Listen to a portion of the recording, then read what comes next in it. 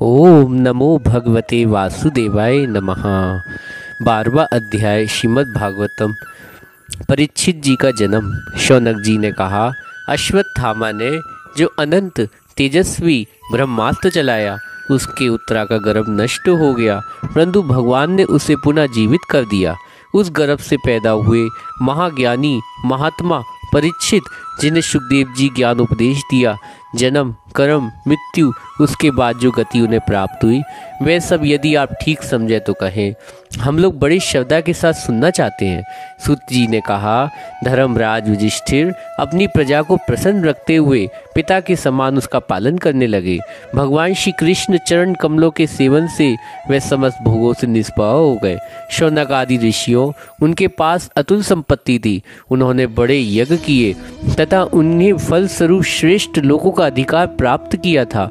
उनकी रानियां भाई अनुकूल थे। सारी पृथ्वी उनकी थी। वह जम्बूद्वीप के स्वामी और उनकी कीर्ति स्वर्ग तक फैली हुई थी। उनके पास भोगों की ऐसी सामग्री थी जिसके लिए देवता लोग भी ललायत रहते थे, परंतु जैसे भूखे मनुष्य को भोजन के अतिरिक्त दूसरे पदार्थ नहीं सुहाते, वैसी उन्हें भगवान के सिवा दूसरी कोई वस्तु सुख नहीं देती थी।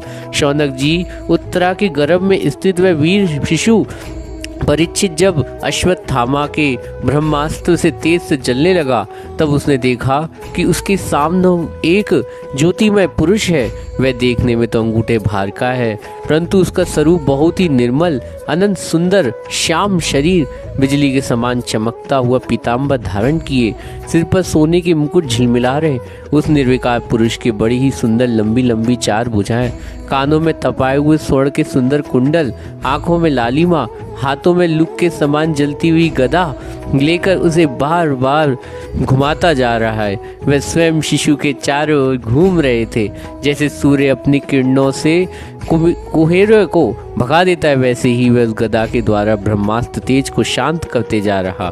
उस पुरुष को अपने समीप देखकर गर्भस्थ शिशु सोचने लगा, ये कौन है? इस प्रकार उस 10 मास के गर्भस्थ शिशु के सामने ही धर्म रक्षक अपने में भगवान श्री कृष्ण ब्रह्मास्त्र के तेज को शांत करके वही अंतर ध्यान हो गए।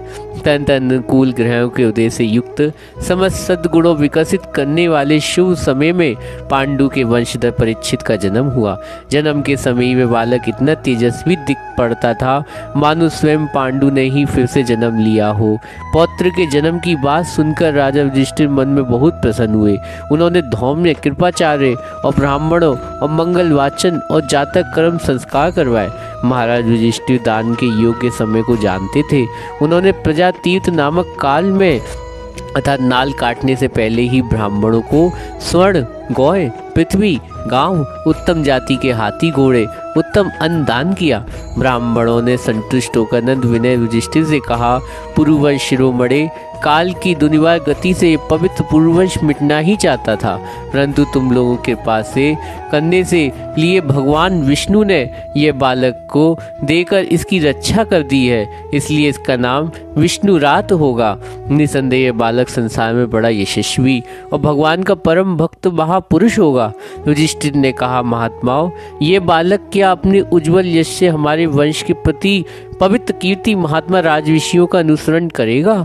ब्राह्मणों ने कहा, धर्मराज, ये मनुपुत्र इवाकु के समान ही प्रजा का पालन करेगा तथा दशरथ नंदन भगवान श्री राम के समान ब्राह्मण भक्त और सत्य प्रतिज्ञ होगा। ये उशी नगर नरेश शिबी के समान दाता शरणागत वत्सल होगा। यज्ञों में दुष्यंत के पुत्र भरत के समान अपने वंश का यश फैलाएगा।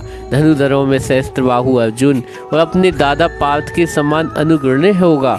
ये अग्नि के समान दुर्धर्ष और समुद्र के समान दुस्तुर होगा। ये सिंह के समान पराक्रमी और हिमाचल की तरह आश्रय लेने योग्य होगा, और यही पृथ्वी पर निष्कंटक राज्य करेगा और सारा यश इसको प्राप्त होगा। और ये सदृश तितुषु और माता पिता के समान सहनशील, पृथ्वी माता के समान सहनशील होगा। इसमें पितामह ब्रह्मा के समान समता रहेगी। भगवान शंकर की तरह ये कृपालु होगा।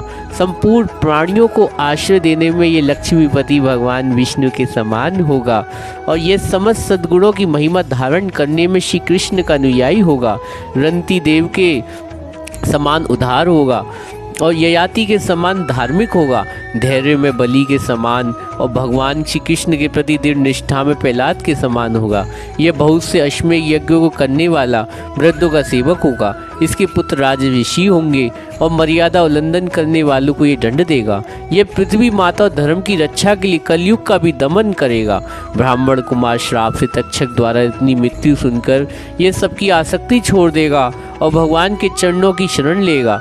राजन, व्यास नंदन सुखदेव जी ये आत्मा के यथार्थ रूप का ज्ञान प्राप्त करेगा और अंत में गंगा तट पर अपने शरीर को त्याग कर निश्चय अभय पद प्राप्त करेगा।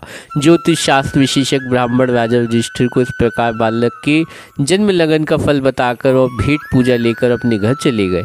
वहीं ये बालक संसार में परीक्षित नाम से प्रसिद्ध हुआ, क्योंकि वह समर्थ बालक गर्भ जिस पुरुष का दर्शन पा चुका, उसका स्मरण करता हुआ वह लोगों को उसी की परीक्षा करता रहता। वह देखने में इसमें कौन सा वह है, कौन सा वो है जिसमें से जो कमल नयन भगवान श्री कृष्ण है। जैसे शुक्ल पक्ष के दिन प्रतिदिन चंद्रमा अपनी कलाओं से पूर्ण होता हुआ बढ़ता, वैसे ही वह राजकुमार अपने गुरुजनों के लालन पालन क्रमश अनुदित बढ़ता हुआ शीघ्र ही सयाना हो गया। इसी समय स्वजनों के वध का प्रायश्चित करने के लिए राजा युधिष्ठिर अश्वमेध यज्ञों के द्वारा भगवान की आराधना करने का विचार किया, परंतु प्रजा से वसूल किए हुए और दंड जुर्माने की रकमों के अतिरिक्त और धन न होने के कारण बड़ी चिंता में पड़ गए।